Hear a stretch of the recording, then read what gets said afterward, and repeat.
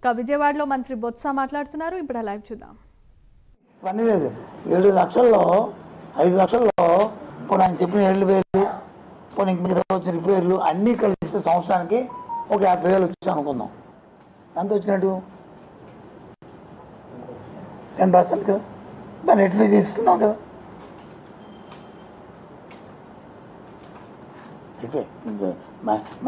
రావా చిన్న చిన్న రిపేర్ చెప్పండి వస్తే అన్నీ చేస్తున్నాం కదా. ఈ పిల్లలు అందరూ చిన్నపిల్లలు, 8th క్లాస్ స్టూడెంట్స్. వాళ్ళు పడేయడము, ఎత్తేయడము, కింద పడేయడము, చేయడము. దానికి ఇంకోటి ఏంటంటే ఆ 7,000 ఎందుకు రిపేర్ కానీ ఇప్పుడు నాకు ఐడియా వస్తుంది. నెంబర్ నాకు కరెక్ట్ తెలియదు కానీ దానికి ఫస్ట్ పగిలిపోతే ఏది స్క్రీన్ పగిలిపోతే దానికి వాళ్ళకి గ్యారంటీ లేదు, దానికి వారంటీ లేదు. అదొక ప్రాబ్లం. అందుకు లేట్ అయింది. అదే దానికి వారంటీ ఉంది. ఇప్పుడు అందుకు దాన్ని కొత్త టైప్ ఇవ్వాలి, రీప్లేస్ చేయాలనేది ఇప్పుడు ఆలోచన చేస్తే మన ముఖ్యమంత్రి అన్నారు. ఫస్ట్ టైం కానీ అయితే మాత్రం దాన్ని ఫ్రీ ఆఫ్ కాస్ట్తో చేయండి అని చెప్పి మాకు ఆయన ఇన్స్ట్రక్షన్స్ ఇచ్చారు. సెకండ్ టైం అయితే మాత్రం దానికి ఛార్జ్ చేయండి వాళ్ళ దగ్గర నుంచి. ఫస్ట్ టైం అయితే మాత్రం మనమే చేయండి, గవర్నమెంటే చేయండి అని చెప్పి అని చెప్పారు. ఎందుకంటే సెకండ్ టైం అయితే మాత్రం డోంట్ అలౌ అని చెప్పారు. ఎందుకంటే ఇలాంటివి ఏమవుతాయండి. దాని గురించి ఆ డెసిషన్ తీసుకోవడంలో దానికి వాళ్ళకి ఎందుకంటే దానికి వారంటీ లేదు. అది ఆ స్క్రీన్ తిరిగిపోతే మిగతా అన్నిటి వారంటీ దానికి లేదు. సో కాబట్టి దానికి అందుకని ఇప్పుడు గార్డు పెట్టాం. ఇప్పుడు నెక్స్ట్ టైం పడిపోయినా అది పగలకుండా ఉండడానికి, ఆ స్క్రీన్ పగలడానికి ఈ సంవత్సరం దాన్ని ఇంప్రూవ్ చేసి గార్డు పెట్టాం ఆ ఎక్స్పీరియన్స్తో. అవి జరిగిన విషయం. ఎవరమ్మా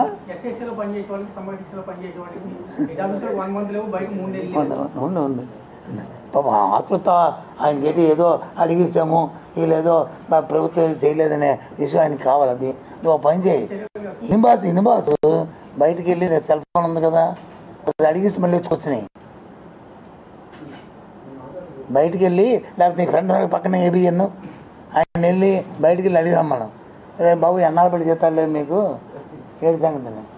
అప్పుడు నువ్వు వచ్చి నాకు చెప్పు, నేను ఎక్కడ ఉంటాను, ఎక్కడ వెళ్ళను.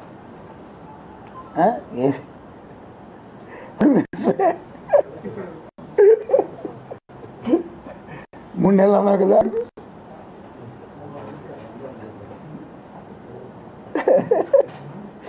ఇంకోటి చెప్పండి.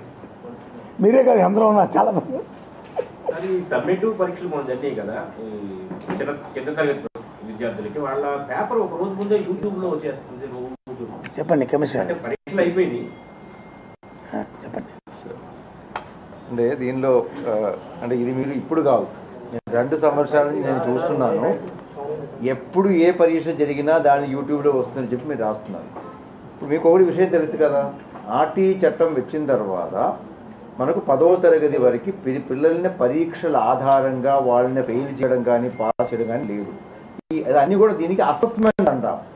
అసెస్మెంట్ అంటే ఏంటి, పిల్లల ఒక లెర్నింగ్ స్తోమత ఏ స్థాయికి ఉందని పరిశీలించాలి.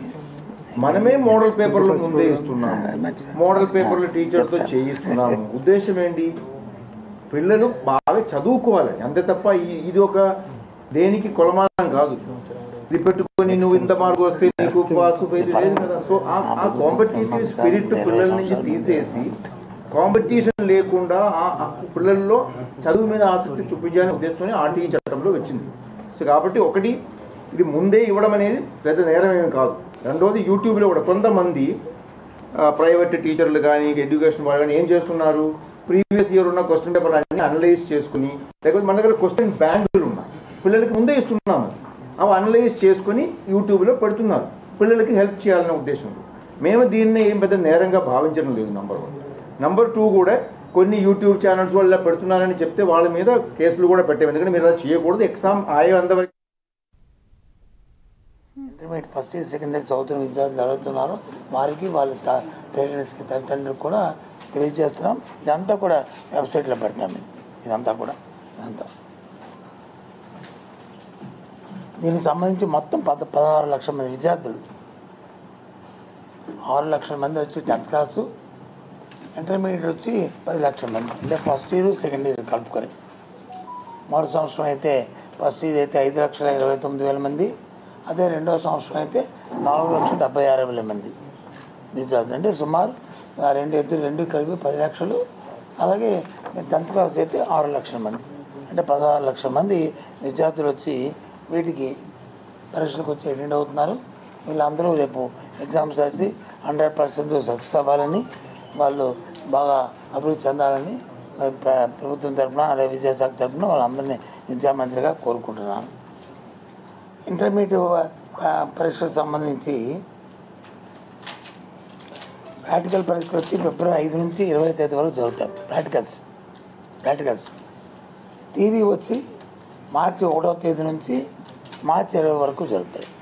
మార్చి 1 నుంచి మార్చి 20 తేదీ వరకు జరుగుతాయి. అందులో ప్రధానంగా మెయిన్ సబ్జెక్ట్స్ ఏమున్నాయో అవన్నీ కూడా మార్చి 15వ తారీఖుకే అవన్నీ కూడా కంప్లీట్ అవ్వడం జరుగుతుంది. అంటే 1వ తారీఖు నుంచి 15వ తారీఖు లోపలే వాటిని కంప్లీట్ చేస్తున్నాం. ఈ పరీక్షలు రోజు ఉదయం 9 గంటల నుంచి మధ్యాహ్నం 12 గంటల లోపు ఈ పరీక్షలు జరుగుతాయి. 3 hours ప్రతి ఎగ్జామ్ కూడా 3 గంటలు, ఉదయం 9 నుంచి మధ్యాహ్నం 12 గంటల వరకు. ఏవైతే పబ్లిక్ హాలిడేస్ ఉన్నాయో, శనివారాలు ఏవైతే ఉన్నాయో, పండుగలు అవి పబ్లిక్ ఆ రోజుల్లో వచ్చి ఎగ్జామ్స్ ఉండవు. ఆ రోజుల్లో ఆ రకంగా చేసాము. అవన్నీ కూడా మీ ద్వారా మీకు ఇస్తాము. అప్పుడు అవన్నీ కూడా పబ్లిక్ చూడడానికి, అలాగే వెబ్సైట్లు కూడా పెడతాము అన్నీ కూడా. అలాగే ఒకే రోజు 2 పరీక్షలు ఉండవు. ఒకరోజు వచ్చి ఇంటర్మీడియట్ ఫస్ట్ ఇయర్ ఉంటే 2వ రోజు సెకండ్ ఇయర్ ఉంటుంది. ఒకే రోజు ఫస్ట్ ఇయర్ ఉదయం మధ్యాహ్నం సెకండ్ ఇయర్ అనేది కాకుండా రోజుకు ఒకటి, ఫస్ట్ ఇయర్ ఒకరోజు, సెకండ్ ఇయర్ ఒకరోజు. అలాగే ఇది కంప్లీట్ అయిన తర్వాత 10వ తరగతి పరీక్షల్ని అవి పెట్టడం జరుగుతుంది. అలాగే intermediate first year second year చదువుతున్న విద్యార్థులు ఎవరైతున్నారో వారికి వాళ్ళ పేరెంట్స్కి తల్లిదండ్రులకు కూడా తెలియజేస్తున్నాం. ఇదంతా కూడా వెబ్సైట్లో పెడతాం. ఇదంతా దీనికి సంబంధించి మొత్తం 16 లక్షల మంది విద్యార్థులు, 6 లక్షల మంది వచ్చి 10th క్లాసు, ఇంటర్మీడియట్ వచ్చి 10 లక్షల మంది, అంటే ఫస్ట్ ఇయర్ సెకండ్ ఇయర్ కలుపుకొని. మొదటి సంవత్సరం అయితే ఫస్ట్ ఇయర్ అయితే 5,29,000 మంది, అదే 2వ సంవత్సరం అయితే 4,76,000 మంది విద్యార్థులు, అంటే సుమారు రెండు కలిపి 10 లక్షలు.